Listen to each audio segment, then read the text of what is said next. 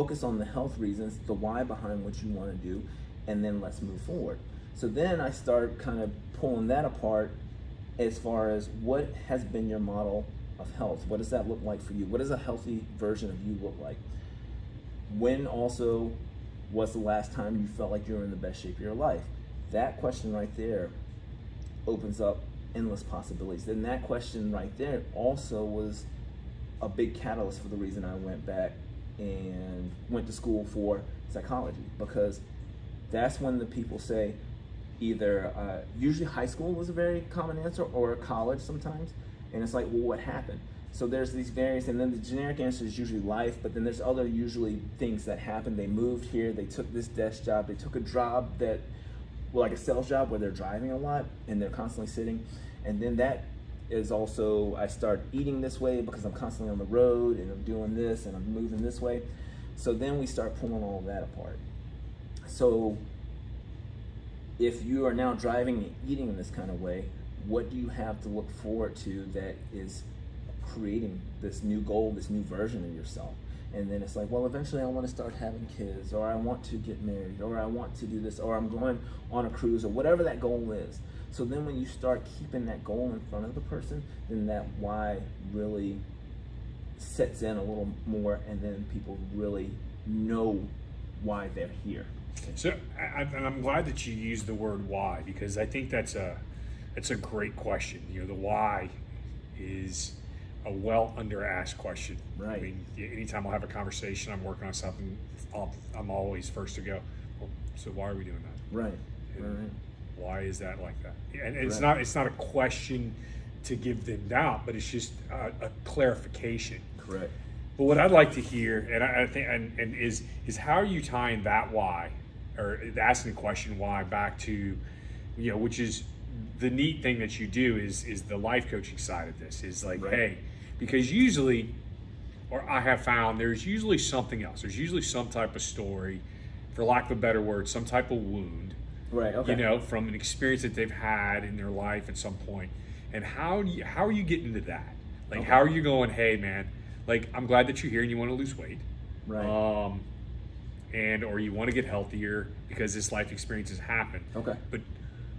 But there's a why that they started, you know.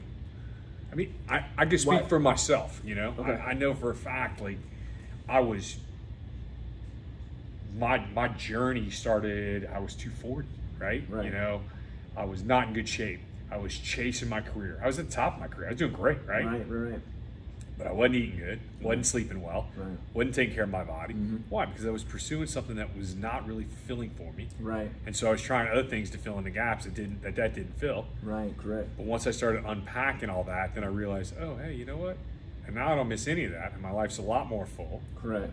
But it's because I figured out why I'm stepping, and ultimately figured out what my personal why is. Okay. You know?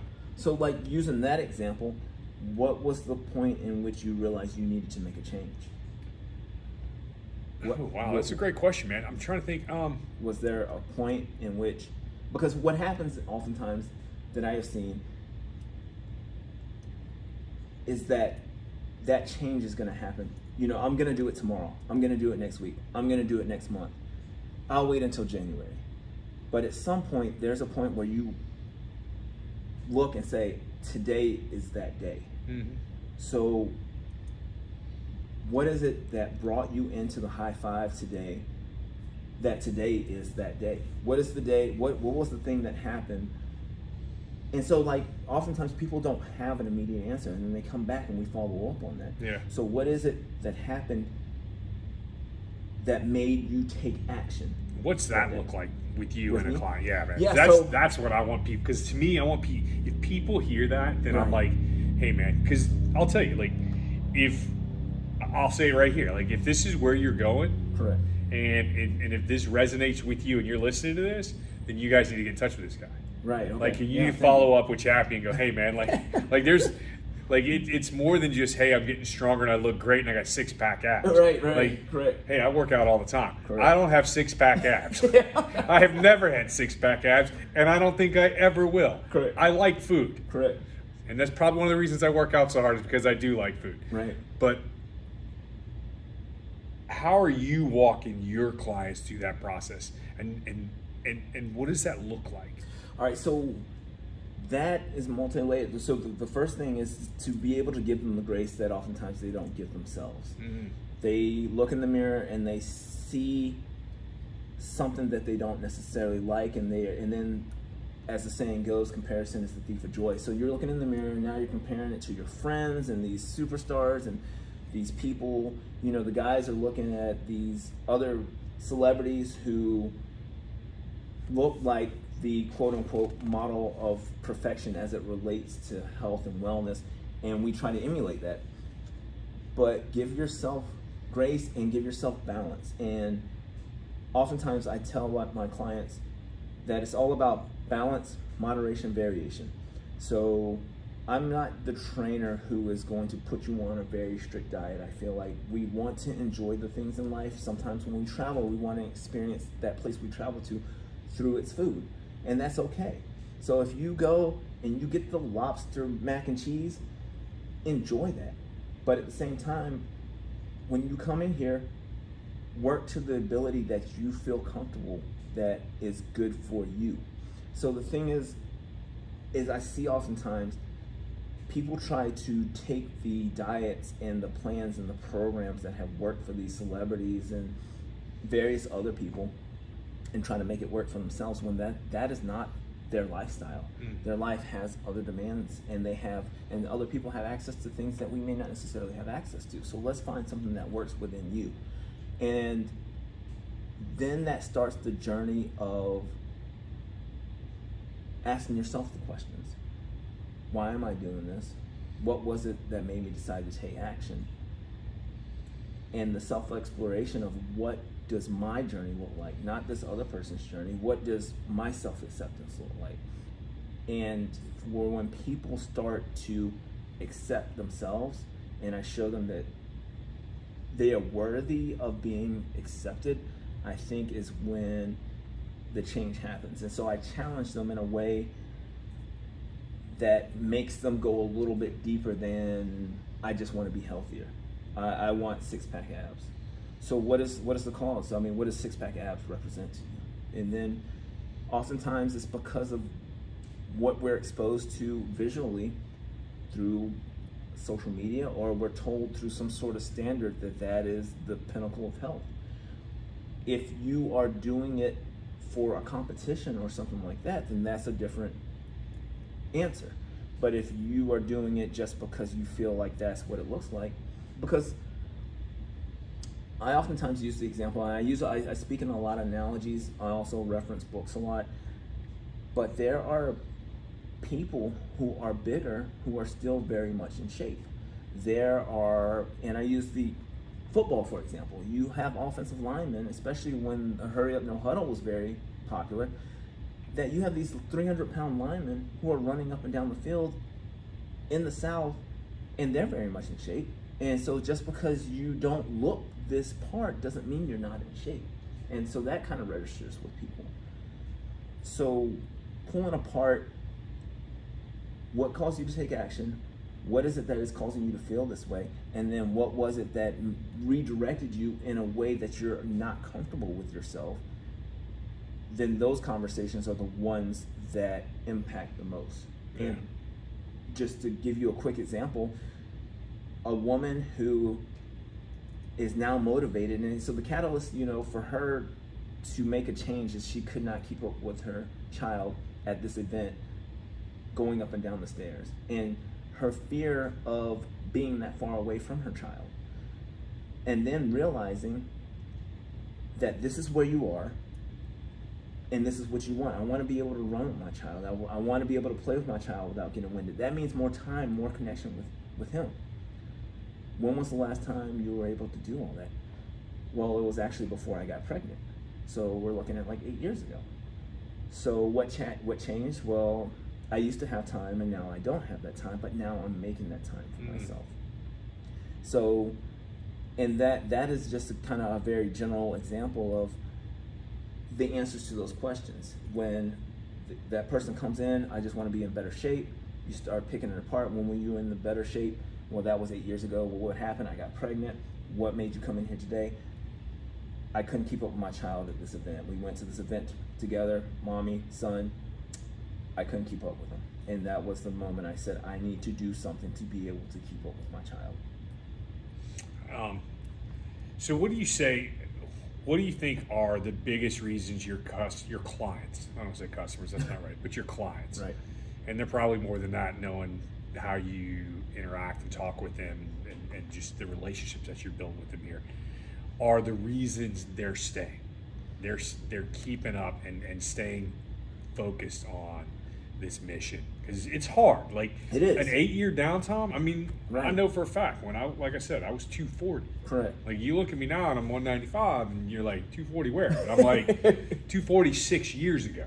Right. Okay. And it was some of the same stuff. Like, my son was a lot younger, so this was 10 years ago, so he's 21 this year, so he would have been 11. Okay. And I'm like, I want to be able to do things and run around, and I was working too much, and so I needed to make a change. Correct. And I just did. So I have a running joke in the gym. I say people come for the conversation and they stay for the workout.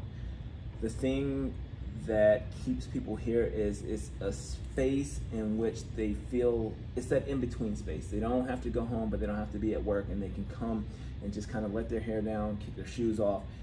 They don't feel a lot of pressure to perform or look a certain way. They don't feel a lot of pressure they just show up. In the family aspect that has been built here, we all look for each other. We all hold each other accountable. Almost everyone that works out here does not want to work out in an environment that they feel shamed in. So they don't want to work out in like a big gym. They want a more private setting. But then with that being said, they come in here and they connect. That's their tribe. And so they have found a tribe without trying to find a tribe, because they didn't want a tribe, and now they have found other like-minded people. So they come for the accountability of the other people who work out here, but then they also come for the flexibility that happens, because I have 2 heavy bags here. So sometimes there's just like, I'm going through this with the significant other. Can I just hit the bag for 20 minutes and leave? And it's like, sure, let's do it. What's going on? I don't want to talk about it. Okay, that's fine. But then after they hit the bag, they were like, hey, can we talk? And I'm like, yeah, what's going on? And so giving them perspective, but also giving them that outlet, and a healthy outlet where they leave feeling better than they came in, is something that is hard to replace. So that's, a lot of my clients, that's the reason they stay, is because they're able to connect with other people who are experiencing similar life journeys as they are, and being able to be heard, but then also to express themselves, and a listening ear. So, it's, I love fitness for that reason, or exercising for that reason, whatever that looks like. Walking, like you said, there was a guy who couldn't walk a mile, and I was walking 3. Right. So it doesn't matter, and I love that journey because of that.